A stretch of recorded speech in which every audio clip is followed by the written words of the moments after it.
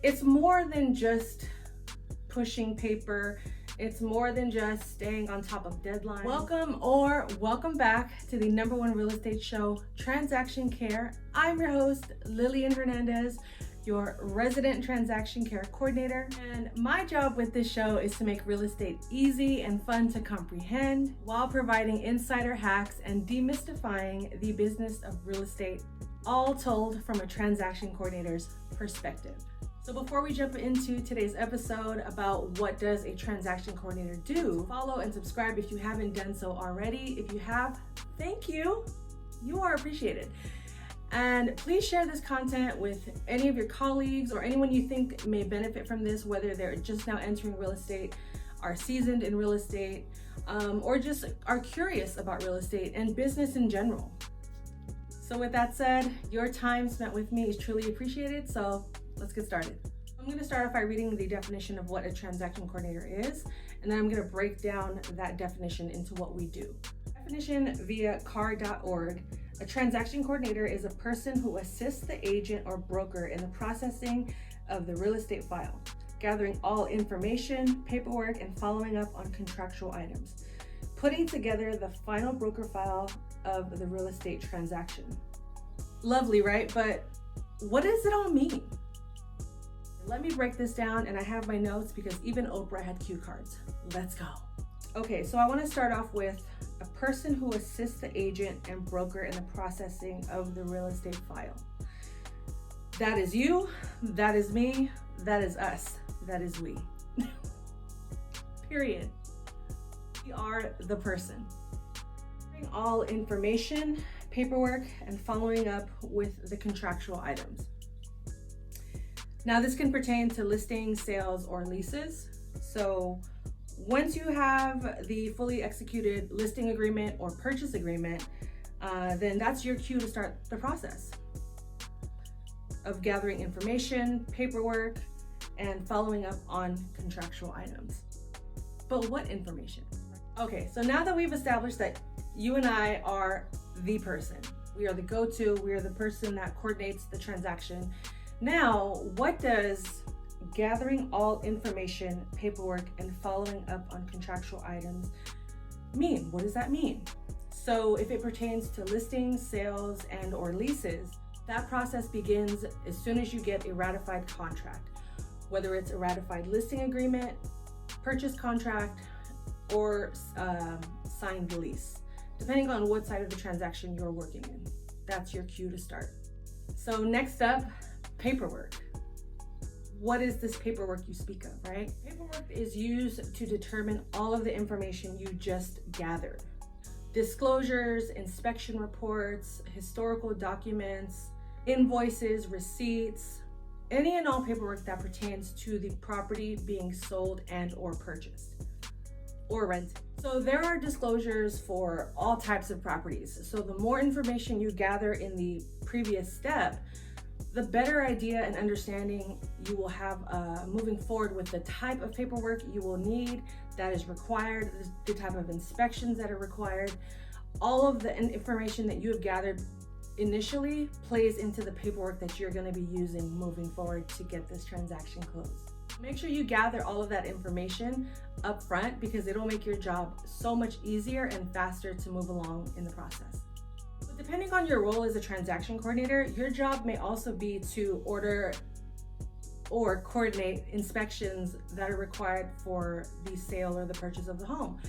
That could be natural hazard disclosures, resale reports, permits, home inspections, termite, roof, appraisals. It just depends on what you've signed up as a TC, what you have chosen to do as a TC, and what you and your realtor have agreed upon that is your said job. But for the most part, just anticipate the ordering of certain inspections and coordinating that and making sure those are done throughout the process. When it comes to paperwork in real estate, there's a lot. From either end of the process, as a TC, you are responsible for a big chunk of said paperwork, and that is the disclosures. And the most important process of the paperwork part is the auditing process. This is the bulk of the work, so you definitely do not want to rush through this phase of the process, miss anything, or do anything wrong and not realize it. That's where experience comes into play. That's where asking questions comes into play. So just keep learning and growing as you go. Even if you do make a mistake, it happens. We're not perfect. Just make sure you are learning from that mistake so you don't end up getting fired or replaced or discouraged in any way, shape, or form. This is where the attention to detail as a transaction coordinator really kicks in, and where you make sure all required disclosures are signed and or initialed to make sure that the file is complete. We'll elaborate more in future videos about the auditing process because that alone is its own beast of a task. So I want to give that topic its own special episode, if you would. So make sure you hit that subscribe button so you will know exactly when that episode does drop. And if you have any questions so far or just in general, please drop a comment below, or you could message me on any of my social media platforms. I do check DMs, I do respond to emails, and I reply to comments. So let me know and I will get back to you ASAP. Contractual items. What are those? Now you've gathered all your information. Now you know what type of paperwork is required for this property based on the information you gathered previously. Now we're getting to the nitty-gritty, the contractual items. What are those? So with any transaction, whether you're on the listing side or the sales side, you want to have a timeline in place. You want to have an area in your auditing process, in your file, on your wall, wherever in your calendar, whatever is best suited for your needs and your style of work. You want to have a timeline of when things are due for that specific property. So it's important to keep track of these particular contractual items because they really play a part in the entire transaction, and it could make or break a transaction. And it's not technically your fault. You are somewhat of a middle person, a liaison, a coordinator in between the realtor, the buyer, escrow. You know, everyone everyone plays their part. So you just want to do your due diligence with keeping track of these contractual items. So at least you know at the end of the day, if it does unfortunately fall apart, you did your part to maintain everything. But some things are just out of your control. So all you can do is your best to stay on top of things, send reminders when necessary, and keep it going from there. Some important contractual items you want to keep an eye out for, or that you will be keeping an eye out for throughout the entire transaction, where this is where your timeline comes into play, is the ratification date when a contract is signed, whether it's a listing agreement or sales contract. You want to know exactly when that last signature hit that paper so you have your start date. You want to know when contracts expire, when deposits are due, when contingencies need to be removed, the close of escrow date, when the buyer is taking possession of the property. Is this tenant occupied? Will the tenants be staying in the property? All of these items are listed within the contracts, so you will have to get to know and get familiar with the contracts to know exactly what I'm talking about. But for the most part, it's pretty straightforward, and understanding the contracts and the disclosures will definitely help you in this process. Going back to gathering your information and applying it to your timelines and just managing your time from there. Okay, so we've covered the bulk of the definition of what a transaction coordinator is and what they do. So now I'm going to discuss the final line, which is putting together the final real estate broker file for the real estate transaction. Okay, the final broker file. We have made it to the end of the transaction process. This is just a quick summary of what we do. You have to be in our shoes, or at least in our seat, in our minds, to truly understand what a transaction coordinator does. I know this breakdown may make it sound easy and fun. So the final broker file. This is the the end. We've made it, right? So all contractual items have been met, all timelines have been met, all deadlines, signatures, initials, everything has been signed. It's complete.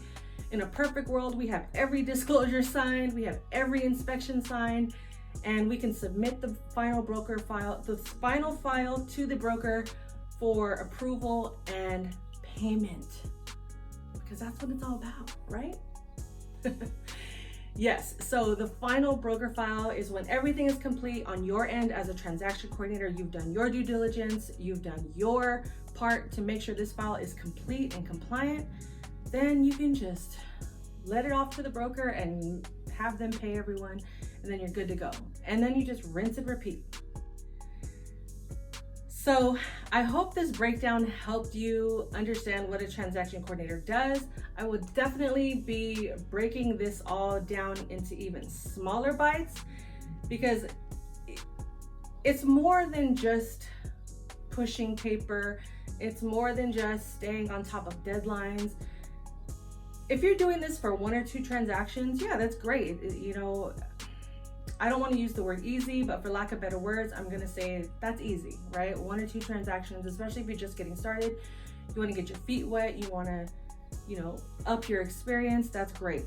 But you will get to a point, if you're serious about this career and you are doing everything you can to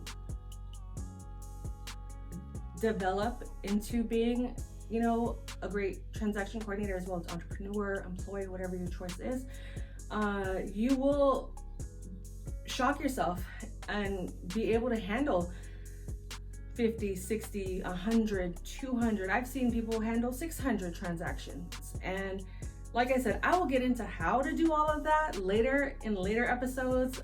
Stay tuned. Tune in, subscribe, follow. I will be doing a deeper dive into this entire process as thoroughly as possible as I can for you all. I do want to make this process easier, because whether you're a transaction coordinator or a buyer or seller or even a realtor, some of us can be in the dark to a lot of this information, which is why I felt it was so important to have this channel, have this show, to break it all down and just to make it a little bit more, a lot less intimidating. One more piece of advice to my transaction coordinators out there: to save yourself a lot of time moving forward, make sure your checklists are up to date and you are following along with any changes to disclosures, compliances, rules, regulations. You can do so by contacting your board, joining mailing lists, reading, you know, real estate news, talking to other transaction coordinators, managers, brokers, all of that. So make sure you're on top of things. So if you're in the middle of handling, like I said, a lot of transactions, you don't want to have to stop everything you're doing to redo every single one of your checklists and add 20 steps. Like, just add them as they become news. It will save you a whole lot of time and energy and stress. Believe me, I am talking from experience. So thank you again for tuning in to Transaction Care. My name is Lillian Hernandez, and if I have brought value into your business, into your life, and helped you in your journey, please, please, please, I would truly, truly appreciate it if you hit that subscribe button, that follow button, share my content with all of your colleagues. I would love to get this channel up in subscribers and to create a network and a community of like-minded people as myself that just want to make this process a lot easier, fun, relatable, less intimidating. And if you have any questions, feel free to message me. Please follow me on all social media platforms. I am there as Transaction Care, and Facebook, LinkedIn, Twitter, Instagram, and my favorite, TikTok. I am Transaction Care on all platforms. It's one word, Transaction Care, and you will get exclusive content, motivation, news. Like I said, exclusive content on each platform. So definitely follow us in Transaction Care on all social media platforms, because you just never know what you're going to get on each of them. So thank you again for tuning in. I appreciate you. I hope this has helped you understand what a transaction coordinator does. As I mentioned, I will be diving deeper into this whole process throughout this channel, throughout this show. So Please stay tuned, tune in, tell a friend, tell a friend, tell a friend, tell a friend. And if you are a realtor in the Bay Area and you need a transaction coordinator, I'm available. My information and email is in the description below, but you can email me at tc@transactioncare.com. Simple and easy.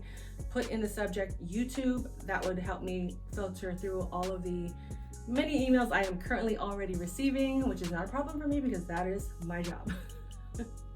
So until the next episode, your time is worth it. Let's coordinate. Bye.